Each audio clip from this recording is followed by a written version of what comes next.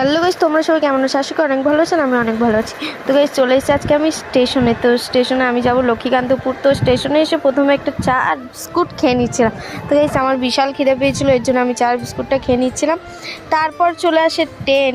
তো এবার হচ্ছে ট্রেনের মধ্যে উঠে এই সুন্দর প্রকৃতি দেখতে দেখতে আমি চলে যাচ্ছি লক্ষ্মীকান্তপুর। তো ট্রেনের মধ্যে ছিল বিশাল ভিড়। তো গাইস, লক্ষ্মীকান্তপুর কেন যাচ্ছি পুরো ভিডিওটা দেখতে থাকো। তো আমার ওখানে কিছু কাজ আছে তার জন্য। তো এই ভিউ দেখতে দেখতে লক্ষ্মীকান্তপুর যাচ্ছে, খুবই সুন্দর লাগছে উপরের ভিউটা। তো চলো দেখে নাও।